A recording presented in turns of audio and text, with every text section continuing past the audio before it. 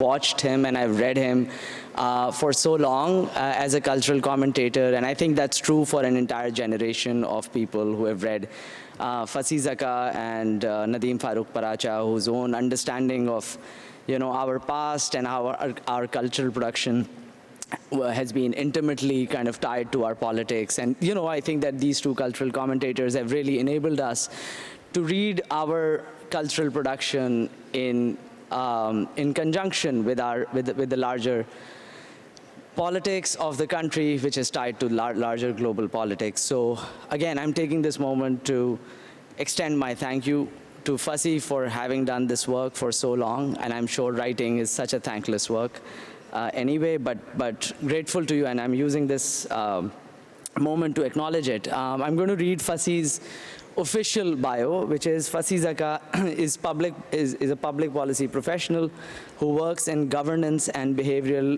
change communications. He is well known additionally as a satirist, a TV and a radio host, and he's had a weekly op-ed column in the news and the Express Tribune.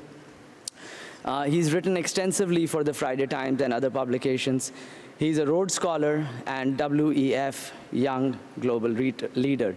His most recent written contribution has been his book, Letters to Palestine, an anthology called Koi Hai, Letter to Palestine, published by Zuka Books. For the other speaker, our main speaker for the evening, Eden Koo, I don't have anything written. I'm just going to ad-lib it. Eden is someone I'm fortunate to call my friend. I met Eden 6 years ago in Penang on a translation symposium, and ever since we have been in touch. I have been reading Eden's work, and I'm a tremendous admirer of Eden as a thinker, as an individual, and the ethos of cosmopolitanism that he espouses in his work and he practices. For me personally, I think Eden is a kind of an intellectual from the global south that serves as a model for all of us. People who are, trying to think about difficult problems. He is deeply rooted in the communities he works with. His most significant work that he's known for is an institution called Pusaka that works with, as he describes it, ritual communities, is that correct? And ritual performers in Malaysia, which is to say, shamans, healers, indigenous dancers, performers, and he's been working very, very closely with all of them since the last 33 years. And trying to preserve is not the right word, but trying to help them, trying to help sustain those communities on their own terms, helping them find and make space within their own community spaces to consolidate their work and to pass on these performative traditions that have a really important function in maintaining the cultural biodiversity of our world. So that is Eden's major work. Eden, aside from that, obviously, Eden is also a journalist. He also holds the distinction of having interviewed 3 of Pakistan's two prime ministers, 1 president, Musharraf. He's interviewed Benazir as well as Nawaz Sharif earlier. So he's a very active political journalist along with his engagements, and he's also a fantastic writer and a fantastic poet. I'm sure you will get to hear the force of Eden's prose this afternoon, and you will get a glimpse of his intellect as well. And finally, he also has a publishing house through which he engages with global literature and translates them into Malay. So again, I don't know how he's managed to pack all of this in these few years that he's a young man still. Of 55, he told me. So I don't know how he's managed it, but however you have done it, thank you for being here, and thank you, Fasi, for agreeing to hold this conversation. Can I ask you guys to come on stage? Thank you. Please give them a round of applause.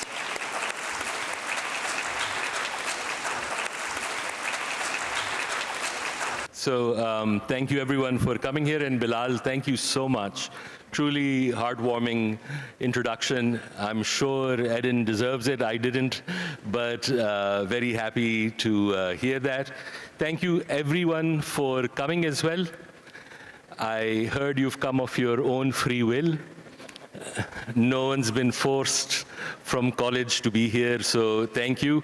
I didn't know people loved boxing this much in this country. So before, when we were sitting, me and Eden were talking, that's a lot of people for a boxing match that happened 50 years ago.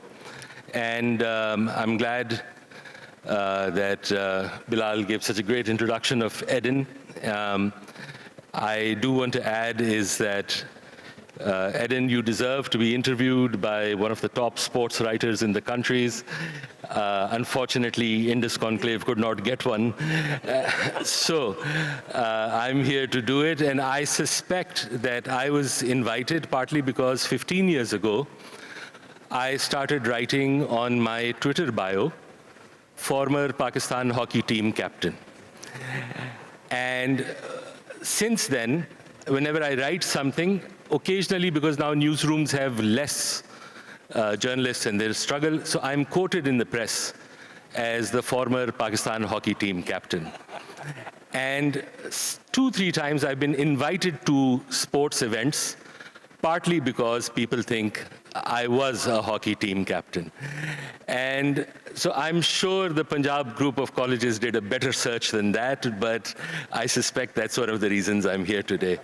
But anyhow, so I wanted to start and ask you is that, you know, you're this man of letters, you're a Renaissance man.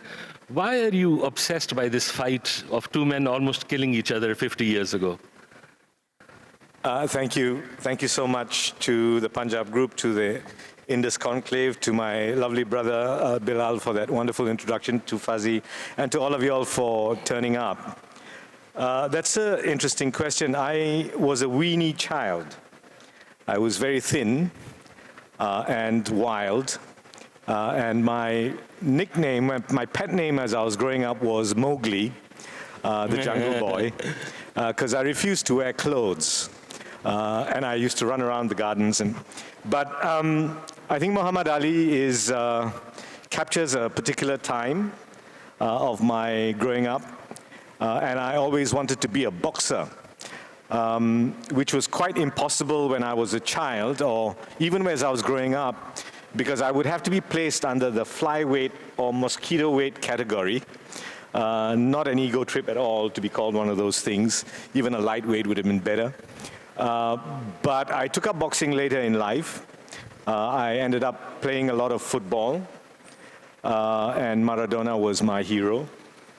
And I played a lot of hockey, field hockey, in which two Pakistanis were my heroes, Samiullah and Kalimullah Khan. But I grew into boxing. I think over the years, I have come to love great writers. I keep them very close to my heart, and they guide a lot of what how I think and how I navigate the world. But my heroes are men of the body, or people of the body actually, namely Muhammad Ali and Bruce Lee. Actually, one of the things that has greatly inspired me is the tension that exists between the body and the intellect. And I'm going to bring up a name here that some of you might know. He's one of the great writers that I hold on to, whose feet I hold on to, actually. His name is Yukio Mishima. He's a Japanese writer. And Mishima tried to constantly negotiate this contradiction between the body and the written word, beautifully encapsulated in a book called Sun and Steel. He, of course, came to a tragic end. He was quite mad, kind of madness that I aspire to also, a lyrical madness. But I think my love for Muhammad Ali and this fight has a lot more to do than boxing, the sport. It's about the politics of the times. If you go to YouTube and you key in Billy Crystal, Muhammad Ali funeral, you will find a really lovely speech that he gave at the funeral of Muhammad Ali. And one of the phrases that really caught me was, he says, we have lots of images and visuals of Muhammad Ali, but to live in his time is something else entirely. And I was fortunate enough to do that. I lived in his time. I grew up in his time. I met him when I was 5 years old, when he came to fight Joe Bugner in Kuala Lumpur. I was in kindergarten. Can I tell this story? Yes, please. I was in kindergarten, and we were kind of bisected. Certain group to meet Joe Bugner. Who the hell was he? Who cared, really? And then another one to meet Muhammad Ali. And I was put in the Joe Bugner group. Yeah. And I think for maybe the first and not the last time, but I really wept. I cried. And I owe a great debt to my teacher, whose name is Mrs. Selvaraja, in case I can show her this recording. But she actually carried me and brought me to Ali. And he put his hand on my head, and he said, these hands can pick up a watermelon, and your head is smaller than a watermelon. I should get that tattooed on my body one of these days. But that essentially was the climate. He was very big in Malaysia. Yeah. He was the most famous man in the world. He flirted with dictators, even as he was a man of the people. He globalized boxing and essentially brought a sense of a public figure to what it was today. And of course, he was a rebel. So, I mean, for a lot of people here who may not have, they have an idea of who Muhammad Ali was. He was a great boxer. Can you give us an idea so that everyone knows the context? So this was a series of 3 fights that had gone on. Muhammad Ali won 1, Frazier won 1. Why was it so important, and what did Muhammad Ali represent at that particular time? He had a position on the American war in Vietnam. He had suffered because of that. He had a representation of a sport where, you know, at least in the past, white men had dominated. He had taken on, and he had taken on this superhuman hero persona, where he meant a lot of things for a lot of people. He meant one thing for the developing world, he meant one thing to Muslims, he meant another thing to Americans. So if you could just give some background just prior to the fight and why this fight was so anticipated. Yeah, it's Muhammad Ali. Let's talk a bit about him and what he represented. He was an 18-year-old. And whenever we talk about the thriller of Manila, we tend to forget the other protagonist in the fight, who is Joe Frazier. And they really represented 2 very different streams of basically the same experience, which was the Negro experience. I still use that term, the Negro experience, in the United States. And of course, the universalization of the American experience around the world. The title, Punching Down the Walls of the City, doesn't come from Muhammad Ali. It comes from the person who was allegedly the dumb one, which was Joe Frazier. And after the fight, Joe Frazier basically said, I threw punches that would bring down the walls of a city, and he still stood standing. He's a great champion. The incredible meter of that showed a man who had tremendous intelligence, but who couldn't kind of keep up with the celebrity, the braggadocio of Muhammad Ali.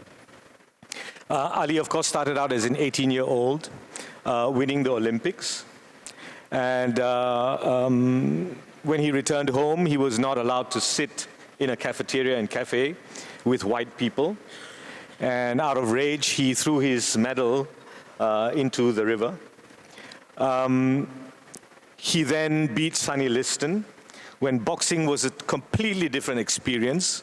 It was essentially run by the mafia, and it was a betting sport, and largely fixed, kind of like what world entertainment wrestling is today. But he came on the scene without having a chance, really, because Sonny Liston was a brute. he came close to killing people in the ring. And Ali came in there full-mouthed, you know. And he started to taunt Sonny Liston, and he started to try and bully Sonny Liston and psycho-warfare. In fact, the wife of the champion, one of the great boxing champions whose name was Joe Louis, right, the brown bomber, when she first saw Ali, she said, that boy is crazy. And everyone expected Liston to kill him in the first few rounds. But Ali developed a whole different style, the dancing style, the butterfly. And of course, he gave a lot of credence and he gave a lot of meaning to essentially one of the great poetic forms in the world, boxing terminology. He danced around and he eventually beat this beast and announced himself to be king of the world. He then did made a very audacious political act and joined this strange esoteric group called the Nation of Islam. He started to take very strong principled positions on the civil rights movement, on the side of the militant side of the civil rights movement, very opposed to the Martin Luther King approach. And then eventually, as you know, he was drafted into the US Army. And when his name was called, they didn't say Muhammad Ali, they said Cassius Clay. And he refused to stand up. And he refused to be drafted. And he was banned from boxing for about 6 years when he was at the peak of his career. And one of the amazing things, of course, was he came back at an age of near retirement and achieved his greatest triumphs, including fighting with Frazier, beating the other beast, George Foreman. But I think the politics that he brought, and he globalized the sport, of course. So it was no longer in Las Vegas and various stadiums around the United States. He took his fights to Zaire, and he took his fights to Kuala Lumpur, and he took his fights to Manila. And over there, of course, won the affection and the deep love of people all around the world. It is said, I think it's apocryphal, but apparently there's a place in China that doesn't know what boxing is, but who knows who Muhammad Ali is. So I think that career, the universalization, the globalization of Muhammad Ali as a figure of resistance, particularly at a time of, now we use the word global south, a term I'm not so very fond of. I grew up in the age of the third world, and we spoke of the third world in very, very elevated terms when we gathered in Bandung 70 years ago to think of an alternative world. We didn't say the South, we said the third world. And I think Ali carried that third world spirit very much. He also flirted with dictators, which is a very interesting insight into the politics of that time, because dictators for us today were not dictators for us then. It was a very interesting period of populism in politics in many countries. And of course, for us in Southeast Asia, his stance against the Vietnam War was especially poignant and resonant. That's brilliant. I have a few follow-up questions, but I just want to get an idea.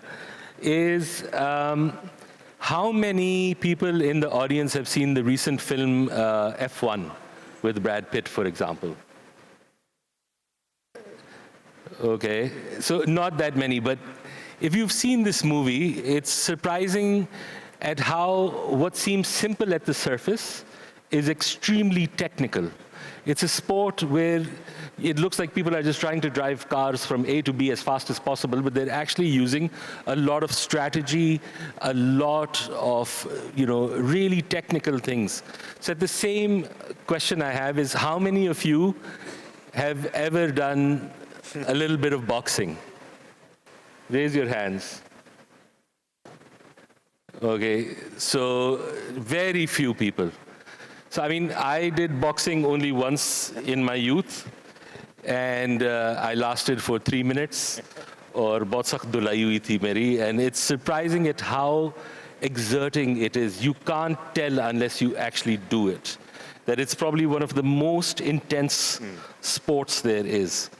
And at the same time, it's also incredibly technical, where people have these strategies. And I believe in the second round not the second round, but in the second match that they had, Ali was using a technique of trying to get his neck in place and in the third one, he was using the ropes. Yes. But before we get into that, I have just one question that I want you to address. So for everyone, you had Muhammad Ali, you had a massive nation like the US, you had the history of racism, you had an imperial outreach going on, which he objected to. At the same time, you had nascent nationalism in the countries that he was going to, who happened to be dictators. Now, in this huge telling, is it sometimes inconvenient that Joe Frazier was also a black man? That this huge victory against all that, like, what does Joe Frazier represent? Yeah, there's a great paradox, and it's very interesting. Let me clarify a little about what I'm actually doing with this. Yes. I'm writing a big essay to commemorate 50 years of the thriller in Manila, which took place on October 1st, 1975. And I'm hoping that that large essay, 5,000, 10,000 words, will translate into a book that really seizes the politics and spirit of that time as encapsulated by Muhammad Ali. But I do not forget Joe Frazier at all, because there was an amazing contradiction. So if you look at Ali's greatest foes, you look at Sonny Liston, who really represented an establishment, boxing establishment. He was a boxing establishment figure. If you look at George Foreman was essentially a big monster who knocked out his opponents in 1 or 2 rounds, including Joe Frazier. So Joe Frazier was world champion, and he got it because Ali was banned from boxing. So Frazier never ever felt that he was the real legitimate champion, because really it was Ali's belt, right? So he waited, he petitioned for Ali to be released. He helped Muhammad Ali with money and financial aid. And then when the fight was actually scheduled, he became the butt of all his abuse and his poetry. Yeah. Remember the famous phrase, it's going to be a thriller and a killer and a chiller when I get the gorilla in Manila. Yeah? Yeah. But he was full of this. I mean, and he got this from entertainment wrestling to essentially psych your opponent out. He called Sonny Liston. He was asked, why do you think you should be the champion? And Ali's response was, Sonny Liston's too ugly to be world champion. He called George Foreman the mummy, and he would go at it, yeah? He would create entire kind of drama around this stuff. And with Frazier, it was very, very personal. Now, look at Joe Frazier. He was a sharecropper's son from South Carolina. He essentially worked on a plantation. And then he escaped and went to Philadelphia, and he was taken in by a famous boxing coach. The interesting thing about Joe Frazier was that he actually lived the black experience of slavery. Ali grew into it with the Olympic incident, right? He was otherwise a pretty middle-class black American child. His father painted images of Jesus Christ for churches. They led a pretty, lower middle-class life. And the shock of racism came to him later in life. With Frazier, it was already encapsulated and lived. But Frazier didn't see the sport, essentially, as a place for politics. He saw the sport as a place for his own social mobility and social upliftment. So he was very baffled by what Ali was trying to do. But Ali was very clever because he didn't turn the world against Frazier, but he turned his crowd against Frazier. And his crowd, of course, was very vociferous and very persuasive. At this time, Muhammad Ali was not popular. To be an American, even with many black Americans, to be an American, to dodge the draft, they drag it as dodge the draft. It was actually an act of civil disobedience, but they described it as a dodge the draft, was very, very unpopular. So he was really kind of loathed in the United States, even as he gained a great following in the rest of the world. So the contrasting figures, I think, make this particular contention between the two especially important, because it has great historical resonances. There's a lot of drama. There's a lot of theater. And somehow, the guy who actually lived the experience comes out really badly and is forgotten. So, I mean, I find that fascinating. And I'm just going to pose a question to you. And in some ways, I also see how this is so resonant even today. So with Joe Frazier, the guy who was actually a slave, who had to escape, the guy who had the kind of life that Ali talked about but hadn't lived. And now in our popular imagination, Joe Frazier has been reduced to a boxing opponent. Do you think that that was essential for this legend to grow of Muhammad Ali? Yes, very much so. And I think Ali very much knew that. And so he essentially engineered his entire personality. Yeah. He was, of course, the most beautiful athlete ever. And this was his own words, of course. He needed to cultivate that, but his sense of his politics was spot on. It was not pretentious, but there are many commentators, especially black commentators, critical commentators, who really see him as a pawn of this thing called the Nation of Islam and militant black activism, something that he left behind. It's very interesting. He, of course, joined the Nation Islam because Malcolm X persuaded him to do so.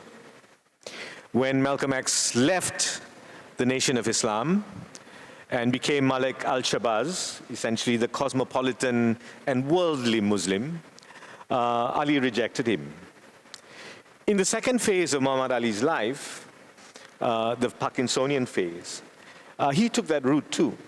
A peacemaker, a kind of diplomat who was, saving hostages from Saddam Hussein's Iraq and doing things like that, lighting the Olympic torch in 1984, trembling and shaking. So interesting parallels with lots of people who were with him. But in the 60s and 70s, he was something else entirely. So a very quick question. In terms of Muhammad Ali taking this particular route, right? He wins the Olympic gold, throws the gold medal in the river because he's not treated equally. He's good enough to win honor for his country, but not good enough to sit at the same table with a white man. So he throws it. And subsequently, he was very in your face because there was always this politics between, do we keep our heads down and get less oppressed? Or do we go all out in demand? And this is something is mimicking itself as a choice today also. You see what's happening in America. Yeah. We have minorities in Pakistan also. Sometimes we say, better to keep your head down because mobs, because of other things. So in terms of your understanding, and you've been around the world, you've been doing all this cultural work, is what Muhammad Ali did supremely important, or is it the quiet work that also happens concurrently? I don't think you can distinguish them. In my years studying very deeply and reading the literature of the civil rights movement, I think it is one of the most lyrical, one of the most historically profound movements that has ever existed. In terms of literature, in terms of tactics and strategy, and in terms of personality. I think a lot of our movements today lack that. We lack a James Baldwin. We lack a Muhammad Ali, and Muhammad Ali was dyslexic, right? He couldn't read. And when he went for his military test, they described him as a cretin.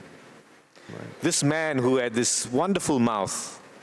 And he had this incredible relationship with a sports commentator by the name of Howard Cosell. And Howard Cosell interviewed him once and said, why are you so truculent? And he said, I don't know what that word means, but if it's good, then I'm that. And he used to keep the company of intellectuals, serious intellectuals, who really worshipped him. Many intellectuals who had macho syndrome, for example, Norman Mailer, George Clinton, David Remnick, who met him later. But they all worshipped this man because of his sense of assuredness, his sense of poetry, and his sense of the body, right? So I don't think you can actually distinguish one from the other. I think Ali is an evolution, just as the world evolved. But you cannot never anticipate, you cannot underestimate, I think, what he really meant to people. You know, one of the great things about the three fights, one of the things that really drew me into the world and experience of Ali was the fact that of course, he brought his person and his boxing to the world. But in the first fight, called the fight of the century, he had just come out of retirement, he had just come out of being banned, and Frazier was pumped up because he needed to prove to the world that he could defeat this man, which he did, with a beautiful left hook in the 15th round. Yeah. When that took place, there was an old religious teacher, not even very old, I think he was in his 50s, in a northern state of Malaysia called Kedah. When Frazier landed that left hook, he said, Ali tumpas, which is Ali has fallen, got a heart attack and died. So that was the main front page news the next day, that this religious teacher had died following Ali's fall. These trilogy of fights, this troikas really, this triptych, really saw, I think, boxing as a movement. And then once you got to the fights, as you mentioned, Fuzzy, you looked at how incredibly intense boxing actually is. And I'm very interested in that sport because I'm very interested in primordiality.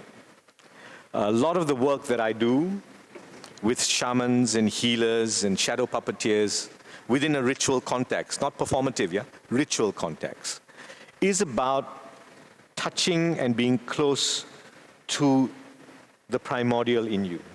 Yeah. To emotions, to the subconscious. And I think all that drama, eventually when you go in for the 15 rounds, I don't know how many people box here. We have a boxer on that side.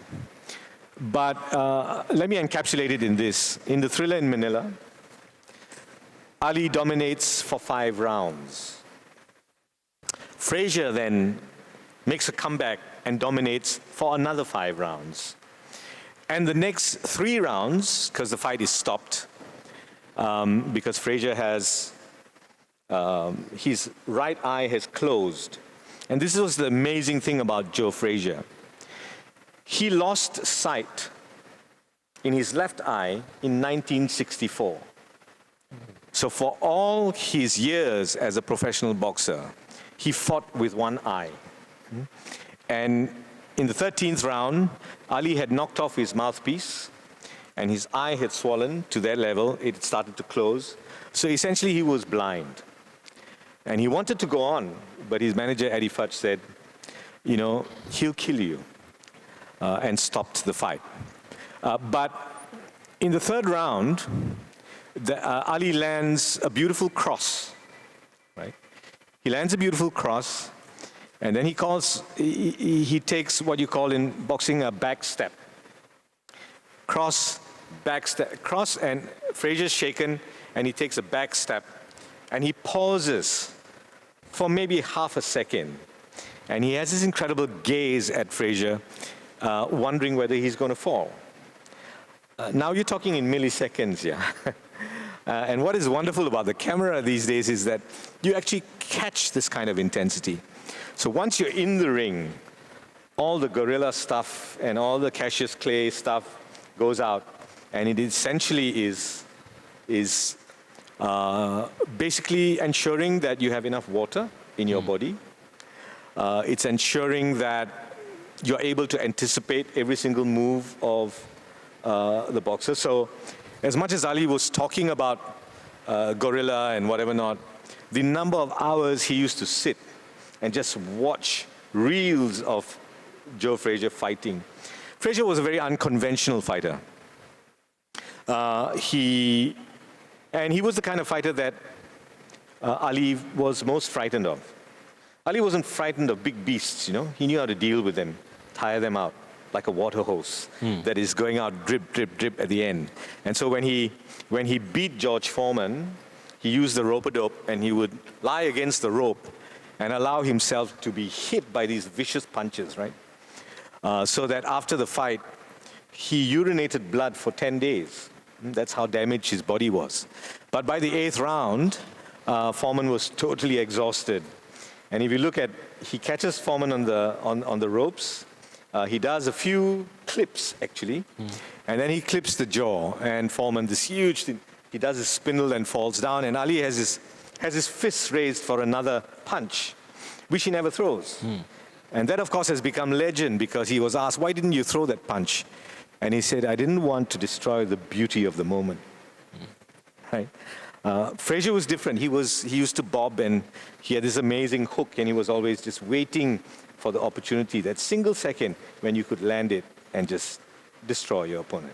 So I just want to ask, I think you've gone through some of this, but you've spoken about, you know, the primordial sense, or, you know, the body and, you know, the intellect, and obviously Muhammad Ali encompassed both. But some of the things you've just said, like, I was stunned to read about the condition of both fighters after the fight. Muhammad Ali had hematomas in both hips. Yes. He could not think clearly for 24 hours because, you know, the concussions that he had received. And again, with Frazier, as you said, he was fighting blind. And, you know, they did say that if this goes on a little while longer, you will die. And so in some ways it sounds almost, you know, very exaggerated that it was a fight to the near death, but this was literally that. And even when the fight was stopped, I believe Muhammad Ali fell down and couldn't get up. Like, he was that exhausted. How does that square with your appreciation of this art form, of, you know, the beauty within it, that it also comes at this extraordinary cost to these two athletes? Which, like, for a lot of people, it's theorized that, you know, his subsequent decline was severely caused by his boxing career for Muhammad Ali. I mean, how does that square with you for people who love this sport? I love the sport. I will defend it. It is a choice. It's a very powerful question. For the fighters, and Muhammad Ali was asked this often, and he said, I wouldn't have changed a thing. Because if I was not a fighter, if boxing didn't bring me out of a small town in Louisville, Kentucky, that's where I'd be. It was the same for Frazier. You know, it was, he would have remained, if not a sharecropper in South Carolina, he would have run a boxing gym or something. It was also the commercialization of sport. Very interesting era, the first era of live telecasts, for example. So the Thriller in Manila was very fascinating. That stadium was a rubbish stadium, yeah. the Coliseum. And let me venture into a bit of the politics of the thriller in Manila. Now, why was it held in Manila? It was held in Manila for the same reason it was held in Kinshasa. Could you actually, before, tell us the story of Kinshasa, the one you told us, told me in person? Yeah. And I love this story. You can't hear me? If you could put it actually on the okay. sofa itself. Right. You've missed out all of what I've said for all this time? I hope not.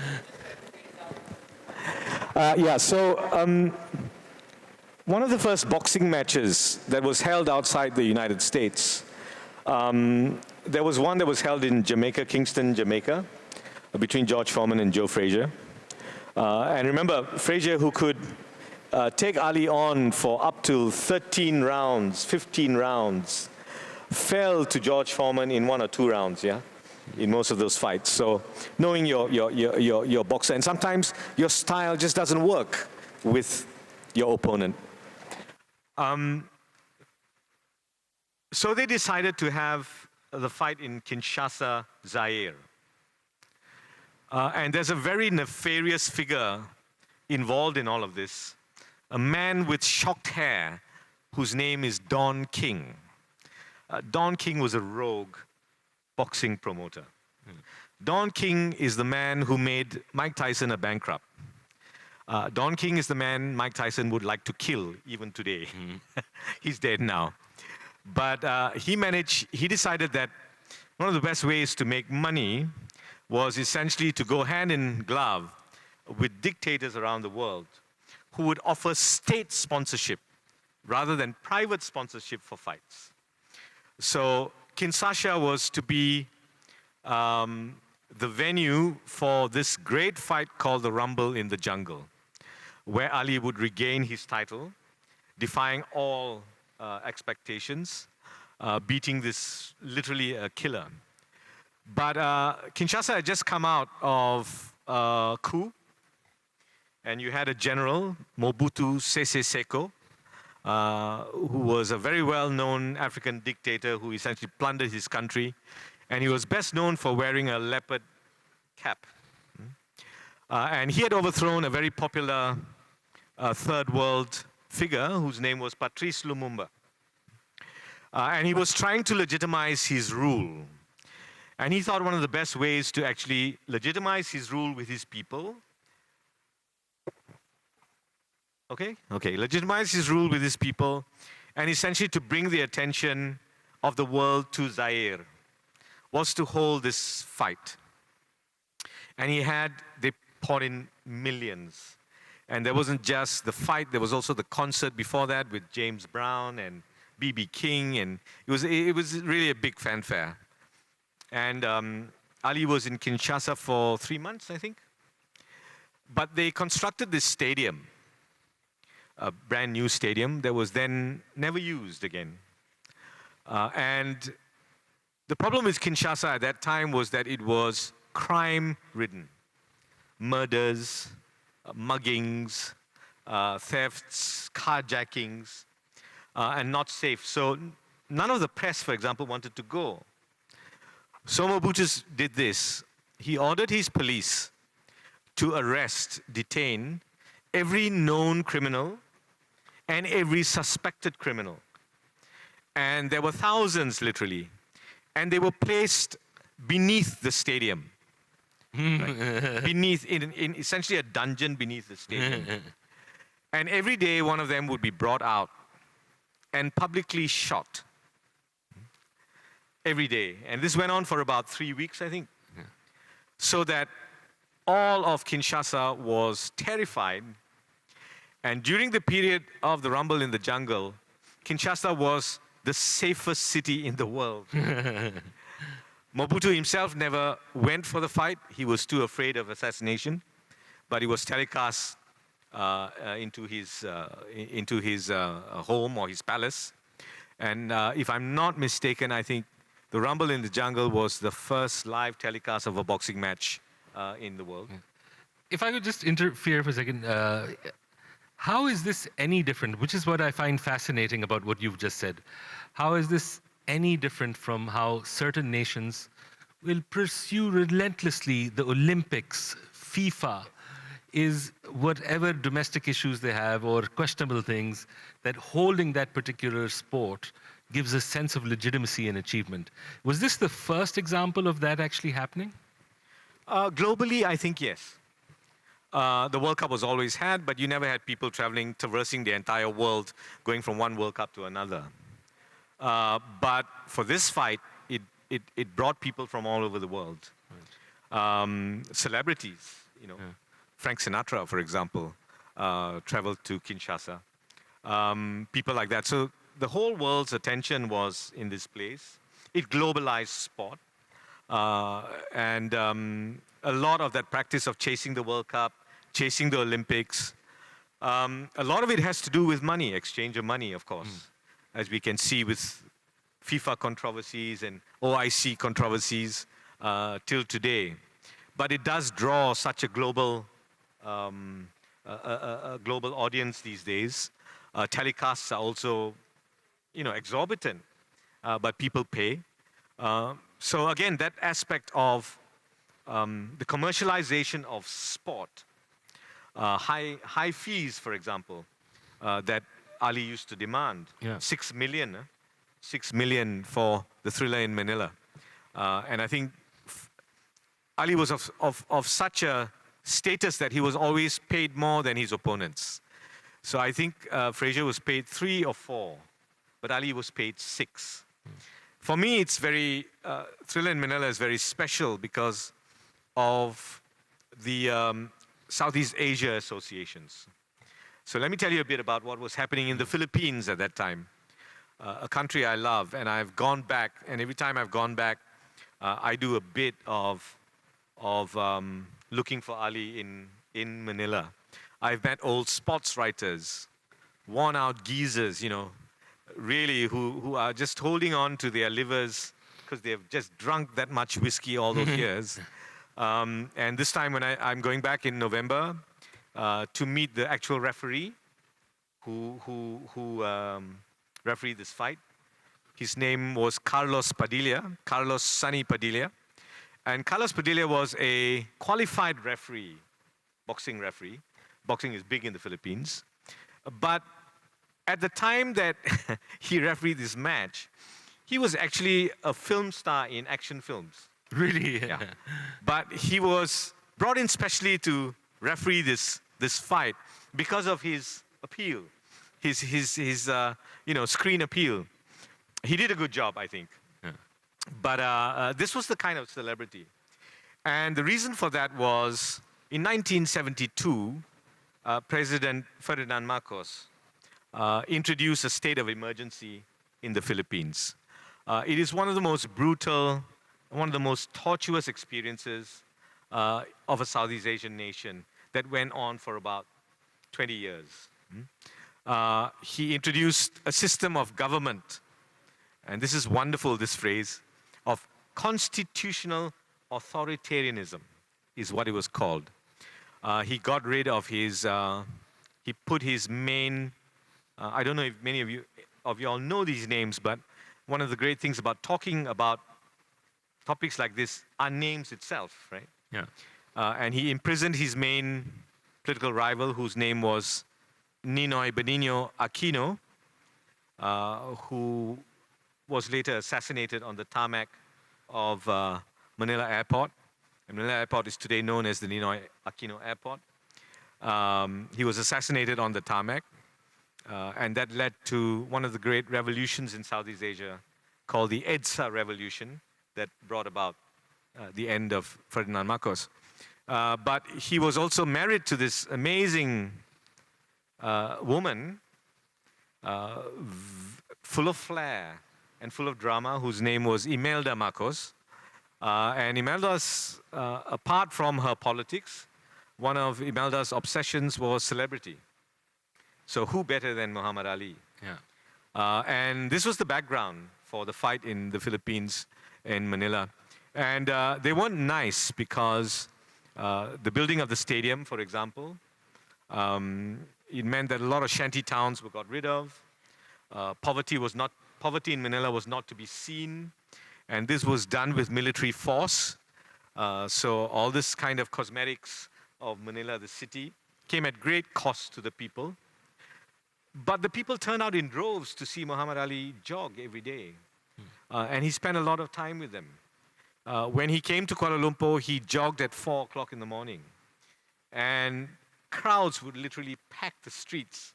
And he would go on for about 9 a.m., hugging people and kissing people and taking photographs with them. So, it was very much at the heart of everyone. Even if they had destroyed your house for this man, you were out there to see him. How much he knew of this, how much he was aware of this, he must have been. But I think in spite of, Ali stood for all the right things. I think. So I'm going to ask you 2 quick questions, and then we're going to open it up to if there are any questions from the audience. Very quickly, is that Ali, by the time this fight was over, had established himself in the history books as a legend that is still resonated with today. And we're looking at, in boxing today especially, there's a lot of vanity boxing going on, YouTubers, and in a way, one of the things that saddened many people was Tyson taking up a fight with the Logan brothers, losing. And, the question becomes is like, what is that something that affects your legacy? But Muhammad Ali also did a lot of these things. Like, he had become this venerated figure, but he went into some degree of crass commercialism. And then there was another hero arc, which was fighting a disease. What was, why is that not held against Muhammad Ali? And number 2 is that, where is Joe Frazier's post-retirement life? Yes, poor Frazier is almost completely forgotten. Although a wonderful documentary has been done of him, it's on YouTube, and you all should. There's lots of stuff on YouTube if you want to understand this time. I think Muhammad Ali, sadly, was the pinnacle of sporting life, and then its downslide into commercialization, commodification. He did very stupid things after he fought Frazier. He did a demonstration match with a Japanese wrestler, Oniko, I can't remember his name. He went into that crazy fight with Leon Spinks, which he lost, and then he was, of course, such a pathetic figure when he fought his sparring partner, Larry Holmes. Yes. Yeah, he fought and lost. And then he had another fight with Buster Douglas, which, by that time he was already Parkinson-stricken. But what made Ali what he was, he changed the nature of sport. I also think that has led to the kind of commodification of sport today. I don't watch much boxing. And I think the tragedy of Mike Tyson was the watershed of the boxing experience, but also of a lot of sporting life.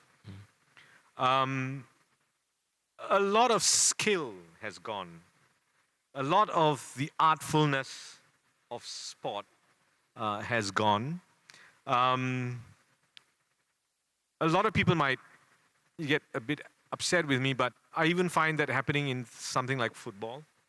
I don't see the grace and the ballet of Maradona, who could dribble a whole team. I think a lot of it has to do with personality. The next sporting piece I'm going to do after Ali, and this next one has less to do with the politics of things and a lot to do with the grace of sport and the grace of the body. I want to write an extensive essay on why Maradona was a better footballer than Pele. Really? Yes. Okay. I think. Yes. So I'm going to try and focus on this. I don't see this very much in sport anymore. Yeah. The gladiator aspect, the primordiality. Yeah. There's a lot of ugly boxing. There's a lot of now with the, I don't know what you call it. They put in a ring and they kick and they... MMA. MMA, yes. So there's a lot of that stuff. I think what is lost is artfulness. Yeah. And there's a lot of celebrity and commercialization. Yeah. Maybe I'm just old, I'm not sure. All right, we have a few minutes. If there's any questions, do we have a mic available for the audience?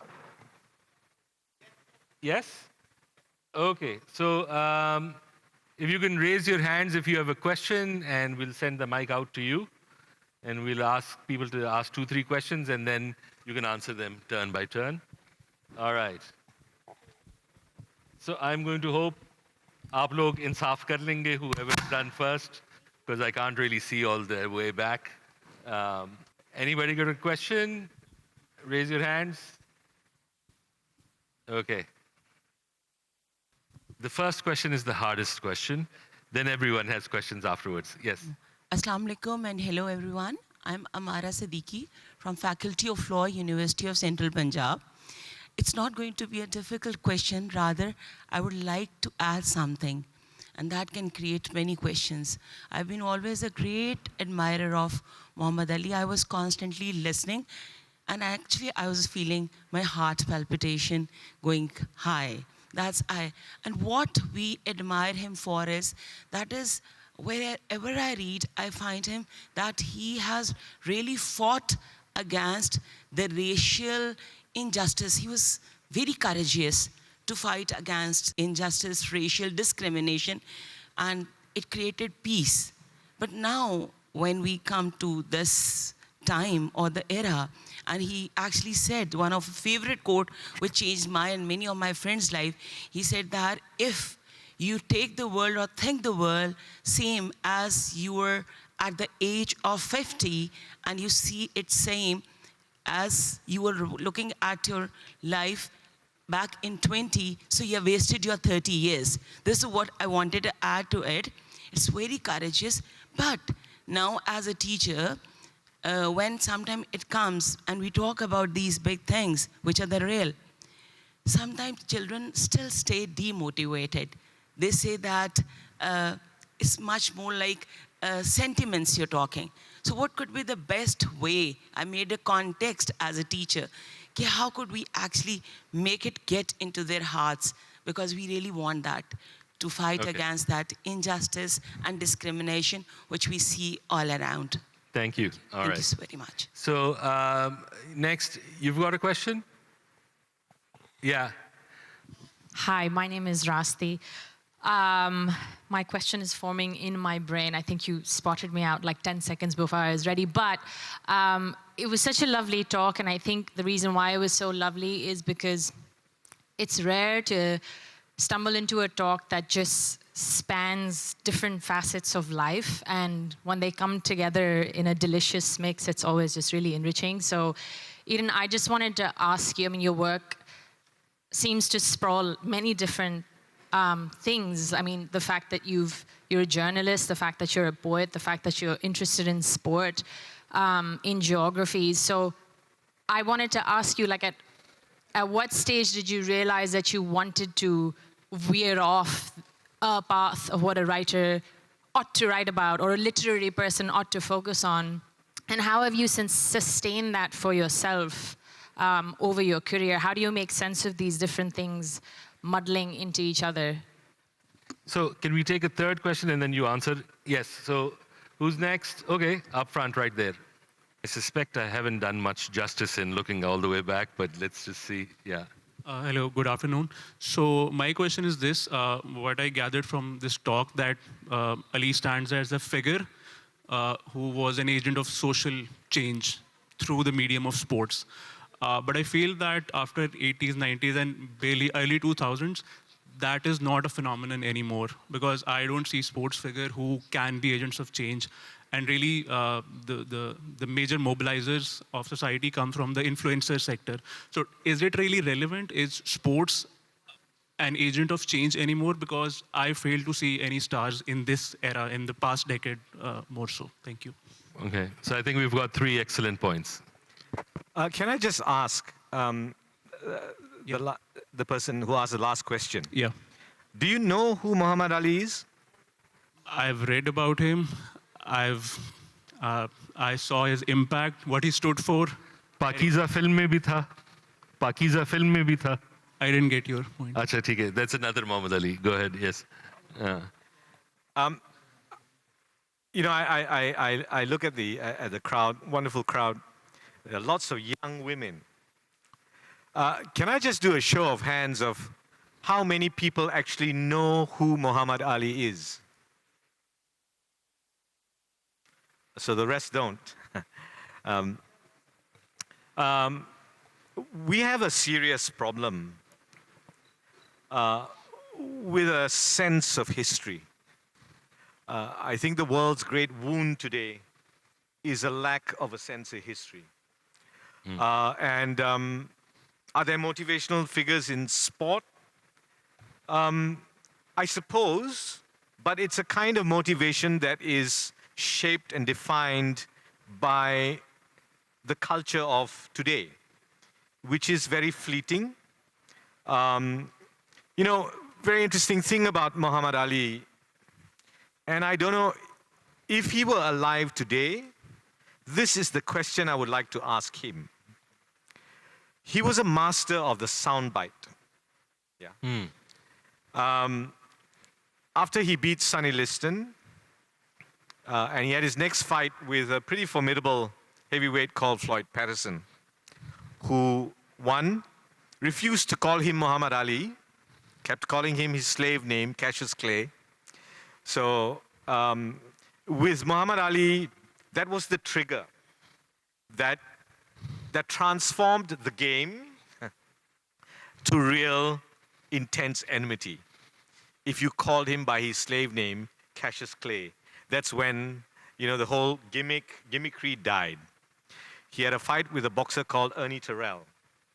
And he could have beat down Ernie Terrell in 4 rounds. He kept beating him for 12 rounds. And every time, because Ernie Terrell would not call him Muhammad Ali, and every time he landed one of those, you know, real heavy punches, whether it was a hook or a cross or an uppercut, he would look at Terrell and say, "What's my name?" But this soundbite was beautiful. He was asked, "Why do you think you can beat? Is it second time lucky that you can beat Floyd Patterson?" He said, "Floyd Patterson, if he even dreamed he could whoop me, he'd better wake up and apologize." Okay. There was his. But the thing is, the world exists on sound bites today. On X, on Twitter, the sound bites are not as good. They're not as thought out, and they're not as natural. And it's a lot of abusive language, things like that. Yeah. Amazing for all the ways that Ali could abuse people. He never used abusive language. And he was a dyslexic. Yeah. So I don't know if they motivate in the same way. They motivate with other things, perhaps, in commercial ways. What I find a little scary now is with people like Conor O'Brien. Yes. Yeah. They become huge political figures. Yeah. Yeah. And surprisingly, they are people of the right. Yeah. So there's a lot of noxious stuff out there, which makes it very difficult for young people as the teacher person. How do you motivate the young? I've done lecturing for decades. I love it. But I find students more and more difficult to engage. And I think the problem lies in attention spans. I think every young person is still very interested in a story. And they can get very drawn to a story. But they do so for the beginning and the end of the class. And then they got to move on to something else, right?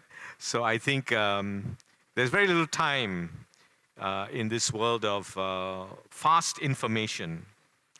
And I think one of the very difficult things for young people today is to distinguish between knowledge and information. It's become it's been conflated and become one and the same thing. Right?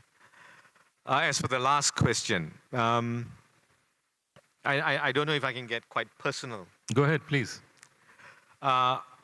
I'm a mixed child. My father is Chinese. My mother is Indian. And I'm born in a country which is just marginally a Malay majority. It is a Muslim country, but my father's a Buddhist. My mother's a Hindu. I grew up a very isolated child because in ethnically conscious Malaysia, where mixed marriages were quite rare in my time, I was isolated and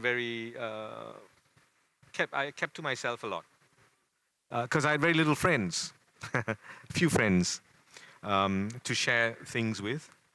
I told you I was a weenie child, and so I was bullied a great deal when I was a small child. But when I went to secondary school, something incredible happened. I got into a fight one day, and I realized that I'd learned a lot more from Muhammad Ali than I thought I did. And I also realized that I didn't feel any pain. Yeah. So I got into my first real fight. And very thin, but I had a lot of spirit, maybe, what the Chinese call qi, inner energy. And I was able to land a punch on the chest of this guy who literally flew across the classroom. And so I entered my teenage years, 13, 14, becoming very violent.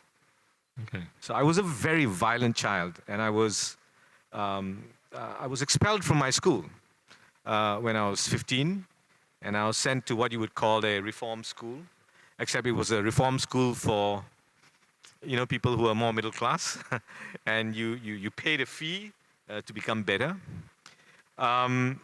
What changed me in the end was forging relationships with women. I grew up with a lot of women. My mother, my aunts, my cousins, large extended family I have, typical Jaffna Tamil family. It's like you have about 35 close people. All of them were women. And then I was sent to a boys' school where I was bullied. And then entered a boys' school where I discovered there's only a certain kind of language that some people understand. And I was pretty good at it. But when I went to reform school, I came into contact with female energy and discovered that violence was not the way.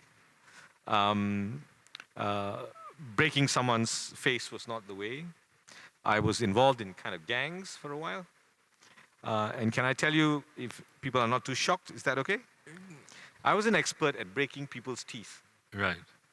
So I wrote, I'm planning to write some kind of memoir, and I wrote to my editor several years ago, and I explained this. And she got very excited and said, oh, you must write about it in the greatest detail, like J.G. Ballard or someone. Yeah. Okay? But yes, so when I was with women a lot, I realized that machismo of a certain kind was not really attractive. I could do many things. I could sing. I'm a jazz singer. I could play guitar, and I could recite poetry, and I wrote poetry and things like that. And that pulled me away from this world, and pulled me away, of course, from looking at people like Ali, looking at what sport and what is actually very, and Ali is very feminine, yeah, actually. Yeah. Ali's a masculine boxer is Foreman. Ali is a ballerina. It's very beautiful. Maradona is a ballerina. Yeah. So the prospect of this body, essentially to take on very feminine qualities, something that was accentuated when I did a lot of work in shadow puppetry. And I spoke to and I had long conversations with my adoptive father, who is a great shadow puppeteer and ritual shadow puppeteer. And I asked him, what makes a good shadow puppeteer? And he said, the shadow puppeteer who can command female characters. Because the point of art is always to get yourself complete, which means to touch the feminine side of your character and personality. So even as I write about all this, I think there's a lot of this that I want to touch. My interest, basically, I think, being a mixed child, a bastard child, because that's what I was called when I was growing up, that you were a bastard, you know, a pariah. And like James Baldwin, I think you need to appropriate this. And it's a word I've come to really like. And when I write about lots of other things, I've discovered that there are lots of shortcomings with our terminology. Multiculturalism, pluralism. These are Western experiences, right? They're not our experiences. Our experiences are really bastard experiences. It really literally is colliding with one another. It's mongrelized, it's polyglot. It's, you know, nothing so neat and categorized.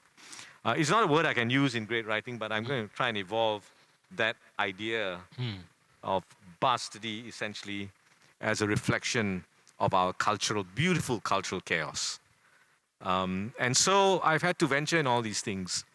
And another thing is, I want to write about my region, and I want to write about my country, and I want to write about the great cultural mess that are ocean societies, that are diasporic societies.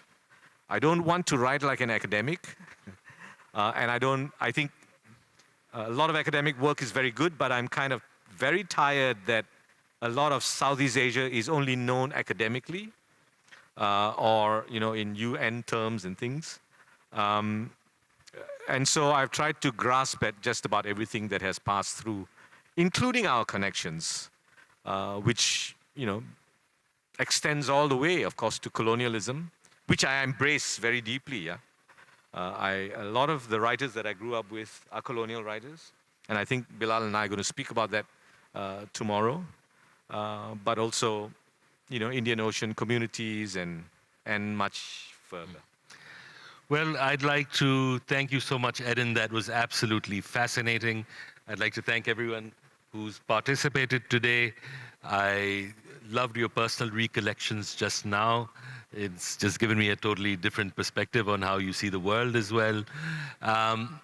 So we're just going to close this. So I have my own personal question. It's a really dumb question, but I needed it asked. Is at their peak, who would win, Tyson or Ali?